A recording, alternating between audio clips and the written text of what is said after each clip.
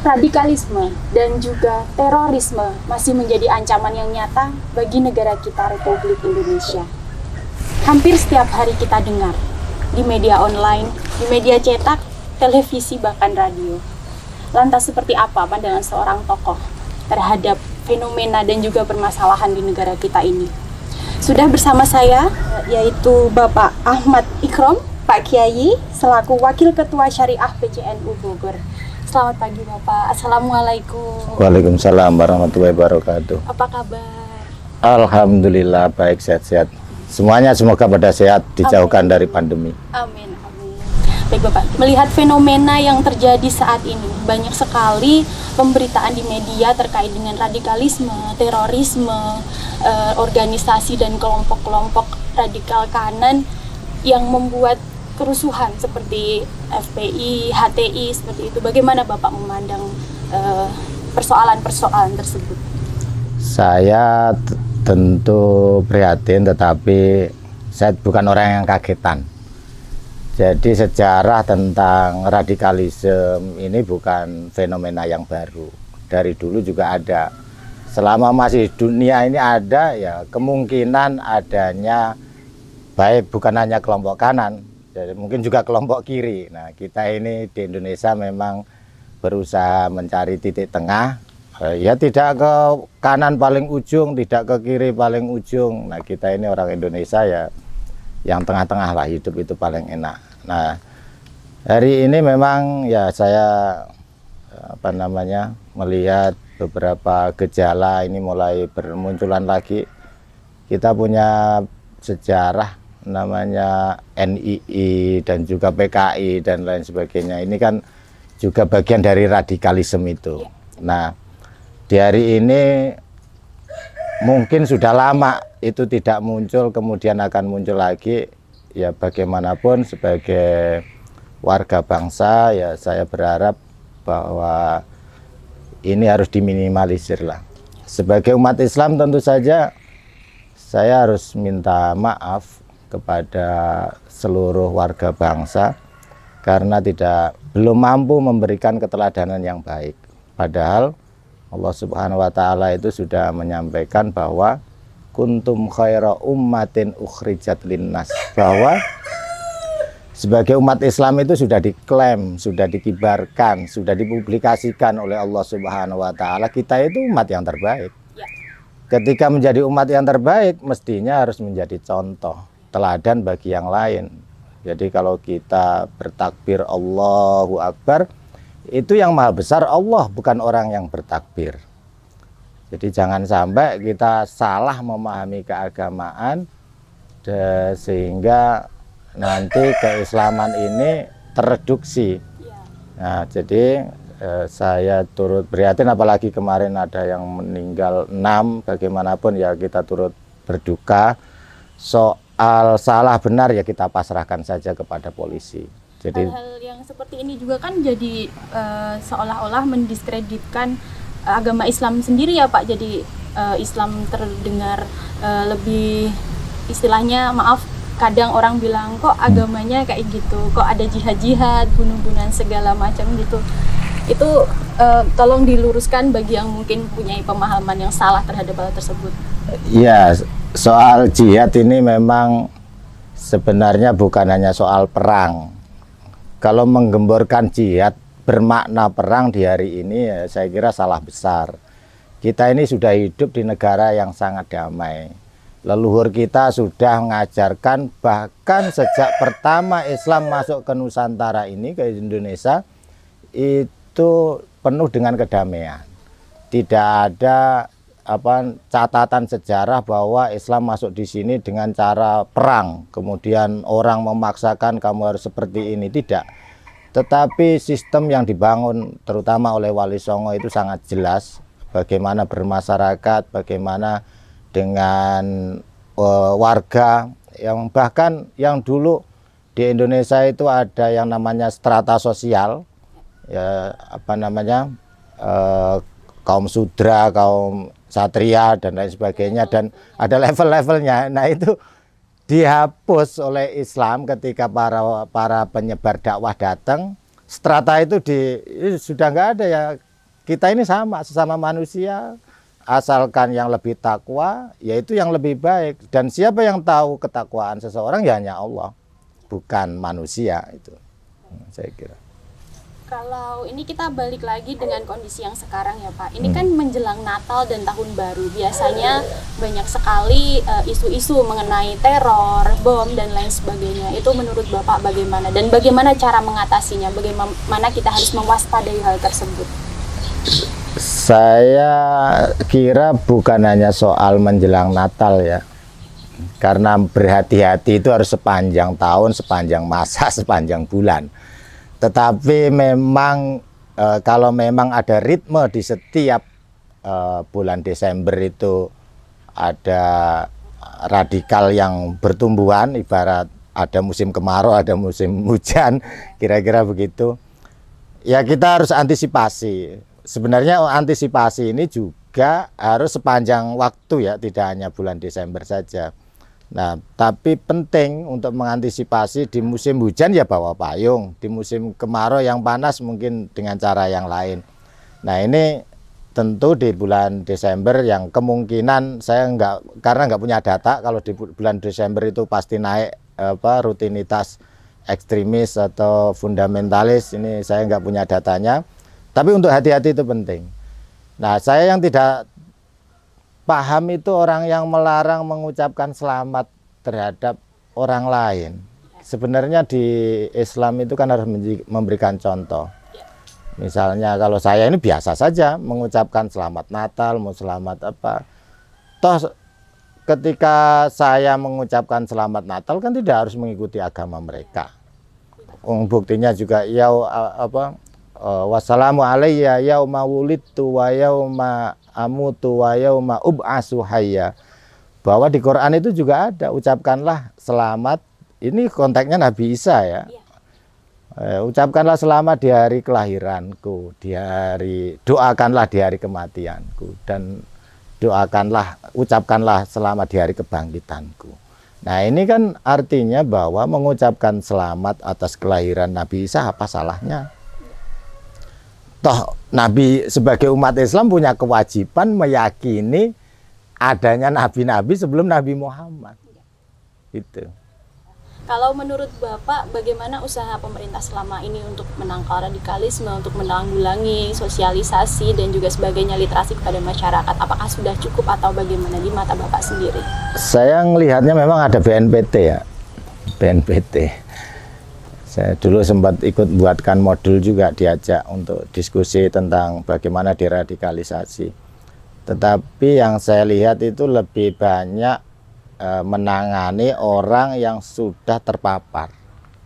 Nah, padahal mengantisipasi itu jauh lebih penting. Artinya apa? Bahwa anak-anak muda ini gejala keagamaan di melewati era modern ini kan banyak orang jenuh itu ingin cari hiburan terindah dan bisa diterima semua orang kembali ke agama. Jadi orang main game kan katanya hiburan tuh, tapi setelah main game coba ditanya terhibur atau capek, pasti capek. Dan hiburan yang paling indah itu ya kembali berzikir, mengingat kepada Allah. Ala bidzikrillahi tatmainnul qulub, bahwa sesungguhnya mengingat Allah itu adalah hiburan terindah. Nah, jadi kita jangan sampai salah memahami. Oleh karena itu pemerintah mestinya kembali, apakah pemerintah sudah optimal atau belum? Saya kira belum ya. Sejauh ini pemerintah masih hanya menanganin orang yang terpapar. Nah, mungkin sudah juga menangani yang belum, tapi saya lihat itu dibebankan banyak kepada tokoh-tokoh masyarakat, kepada ulama, pada kiai. Nah, saya berharap kepada pemerintah itu untuk serius untuk membuat keagamaan, sosial kemasyarakatan itu yang enak, adem, rahmat, itu sejak mulai katakanlah ya SD, SMP, SMA ini kan sangat disayangkan. Sekolah SD, SMP, SMA ini minim sekali ajaran keagamaannya. Ini bukan hanya terkait soal Islam ya. Saya kira juga agama yang lain jangan sampai tidak tahu agamanya. Nah, kalau hanya tahu kita lihat aja porsi pemahaman keagamaan dengan porsi keumumannya ini. Padahal orang itu punya rindu kepada Tuhannya, rindu kepada Allah. Jadi siapapun, senakal apapun, pasti ada kerinduan kepada Allah.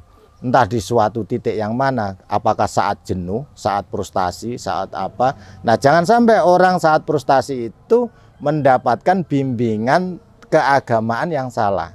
Nah, ketika salah itu berbahaya. Disinilah peran pemerintah agar lebih serius untuk bisa menanamkan ideologi Pancasila, ideologi keagamaan masing-masing sesuai agamanya, yang betul-betul serius, bukan hanya belajar dari tulisan atau orang yang tidak pernah belajar agama.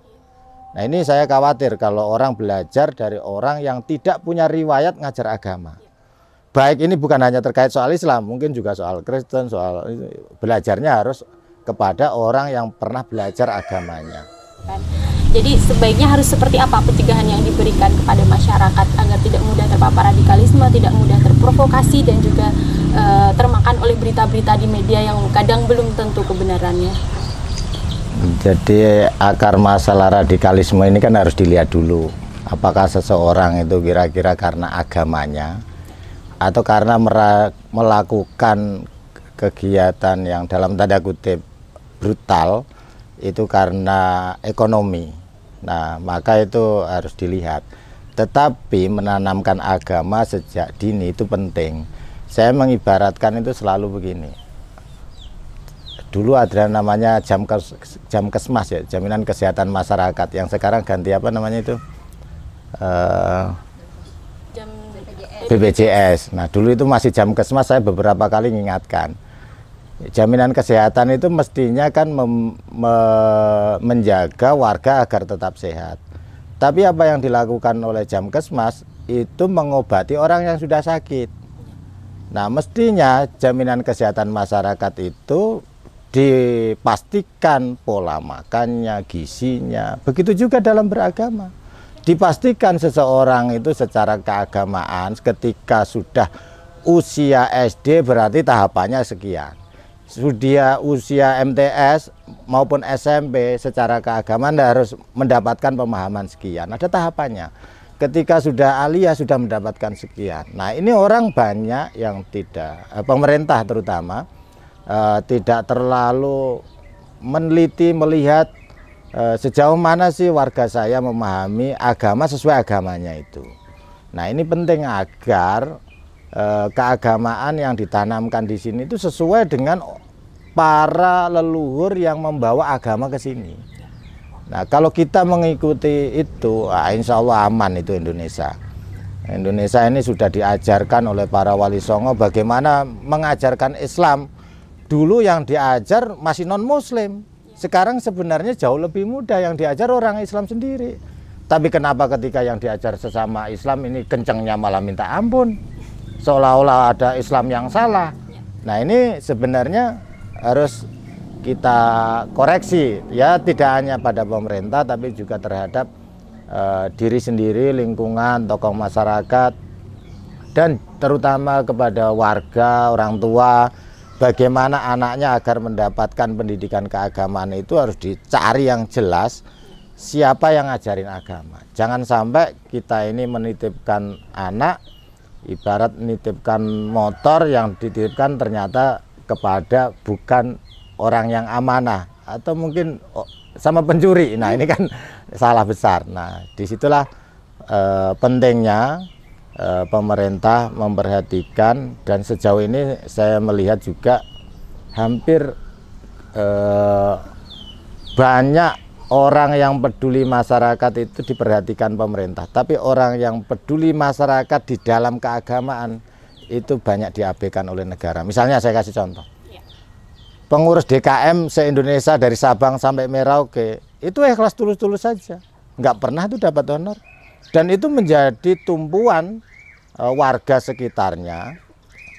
Mereka mendapatkan referensi keagamaan. Nah, oleh karena itu ini perlu juga mendapatkan sentuhan dari pemerintah baik secara ekonomi dan juga peningkatan kualitas. keagamaannya. Kalau itu sudah dilakukan, saya yakin Indonesia yang Bhinneka Tunggal Ika, yang rahmatan lil alamin sesuai dengan Islam itu bisa kita nikmatin senikmat-nikmatnya. Saya kebetulan ya kalau di beberapa negara itu saya bandingkan dengan Indonesia ini ya jauh nikmat tinggal di Indonesia lah, lebih nyaman di Indonesia, apa aja ada. Ya, saya kira kayak itu. Berarti yang paling basic adalah edukasi kepada anak-anak terlebih dahulu. Lalu bagaimana ketika seseorang itu ingin belajar agama ketika mereka sudah berumur, lalu kemudian memutuskan untuk memilih guru A, guru B, guru C yang ternyata mengajarkan pada kita lebih terlalu ekstrim misalnya. Misalkan kita memilih Habib A, Habib B, tapi ternyata ajaran yang diberikan tidak sesuai dengan tidak Bhinneka Tunggal Ika seperti itu. Kiai, gimana pendapat Kiai? Harusnya saya kira mencari guru bukan karena Habibnya, tapi karena belajarnya. Jadi yang dicari pertama ya mereka duriyah perlu kita hormati, kita muliakan. Tetapi memuliakan itu tidak harus mengikuti, kecuali memang beliau memang alim dan perilakunya baik. Banyak para habaib yang bisa dicontoh, bisa ditiru. Tetapi kita belajar agama sebenarnya ada orang di dekat kita ini yang kita tidak tahu. Kadang orang yang alim itu nggak mau menampakkan dirinya itu banyak. Di Indonesia ini kalau nggak salah ada 28.000 pondok pesantren. Dan itu kalau katakanlah ada rata-rata tiap pesantren 1.000 itu udah berapa? Padahal setiap pesantren itu ada yang 10.000 santrinya. Setiap tahun ada alumninya. Dan itu pasti hidup di tengah masyarakat juga. Jadi sebenarnya ada di tengah kita ini orang-orang yang betul-betul memahami keagamaan. Nah, saya seperti di perumahan ini bukan hanya saya. Banyak di sini ini ternyata juga alumni pondok pesantren yang ada yang 5 tahun, ada yang 10 tahun, bahkan ada yang 15 tahun di pondok pesantren. Nah, ini belakangan memang ada kursus kilat soal agama, seolah-olah belajar 2 hari sudah menjadi agamawan. Audisi dai, mentang-mentang bisa public speaking lalu berorasi. Nah, ini sebenarnya orang yang menyampaikan keagamaan kan harus dilihat latar belakangnya pernah belajar serius atau tidak di dalam keagamaan itu. Nah, saya juga bersyukur di lingkungan perumahan ini ternyata banyak juga, bukan hanya saya, bahkan juga ada yang bukan hanya dari pesantren, juga ada yang doktor di bidang agama, tapi nggak populer, nggak terkenal. Karena kenapa nggak terkenal? Karena tidak mau mempopulerkan diri, biasa-biasa saja. Karena menjadi tokoh agama, menyampaikan dalil, ini tanggung jawabnya dunia akhirat. Jadi tidak semudah itu. Nah, ini sementara ada kelompok yang lain rebutan ngimamin masjid. Padahal baru belajar tajwidnya saja. Padahal menjadi imam itu nanti di tengah masyarakat sudah dianggap dia adalah orang yang memahami syariat Islam. Nah, jadi sesungguhnya Indonesia ini juga sudah bersyariat, tidak harus diformalkan. Kalau ada orang Indonesia harus bersyariat, wah itu belum jadi orang Indonesia menurut saya. Nah, kita menjadi orang Islam yang Indonesia di sini ini tentu saja hampir tidak ada larangan orang mengerjakan sholat. Orang mau tahajud dari mulai jam 2 sampai subuh nggak ada yang larang itu. Artinya kalau sampai ada orang jamaah duhur, orang jamaah asar dilarang, nah itulah baru dilaporkan. Karena itu melarang kegiatan syariat Islam. Nah, begitu juga negara ini saya melihat dibangun oleh para tokoh-tokoh agamawan yang mereka kapasitasnya bukan hanya kapasitas lokal, nasional, tapi internasional. Dulu kita punya tokoh-tokoh yang sangat hebat sekali. Misalnya Hadratus Hasyim Asy'ari, Kiai Ahmad Dahlan, itu juga alumni Timur Tengah. Jadi bukan yang alumni Timur Tengah, bukan yang kemarin-kemarin sore ini saja. Dulu orang Indonesia banyak yang ngajar di Arab Saudi, di Mekah, di Madinah. Nah, seperti misalnya Imam Nawawi Al-Bantani, itu kan juga leluhur-leluhurnya orang Indonesia yang ngajar di sana. Dan banyak lagi contohnya. Masih terkait dengan pencegahan dan juga penanggulangan, melihat fenomena yang sekarang ini dan kejadian yang tadi juga Pak Kiai sampaikan tentang penembakan 6 orang tadi, di media sosial marak sekali hashtag saya bersama TNI Polri, dan juga ada hashtag saya bersama ulama dan sebagainya. Itu kan menimbulkan seperti pecah belah seperti itu. Itu harus bagaimana masyarakat bersikap seharusnya? Kita ini bernegara itu negara berkesepakatan ya, damai, segala sesuatu ada yang tanggung jawabnya.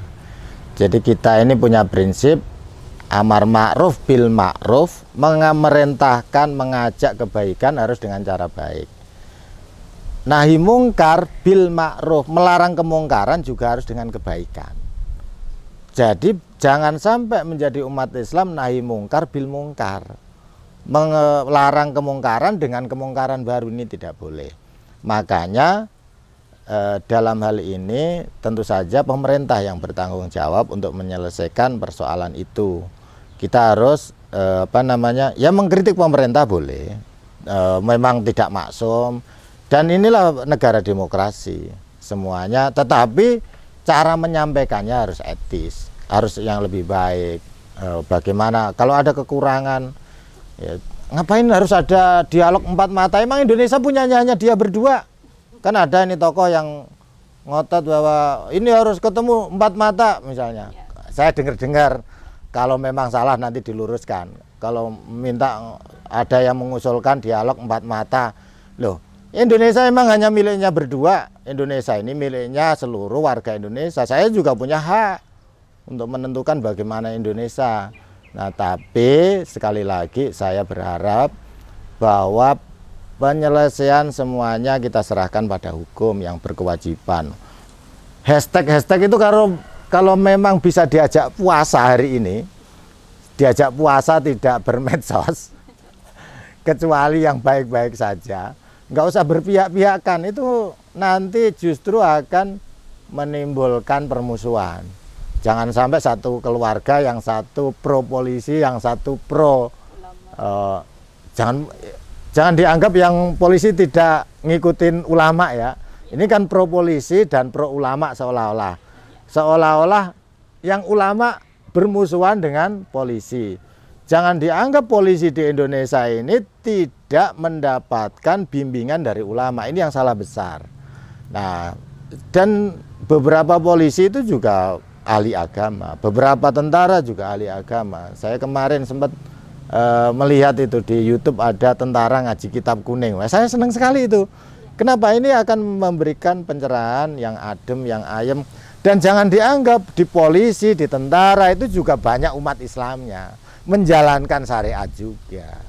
Nah, maka jangan sampai ada orang yang memelintir seolah-olah ini ulama, seolah-olah ini hanya polisi, bukan ulama, musuhnya ulama. Ini bahaya ini. Nah, maka yang semacam itu perlu kita minimalisir sehingga tidak terjadi sesuatu yang mengakibatkan bertengkar di tengah masyarakat. Pemirsa, inilah yang dapat kita bicarakan dan kita diskusikan pada hari ini. Terima kasih atas simakannya, terima kasih sudah melihat acara ini.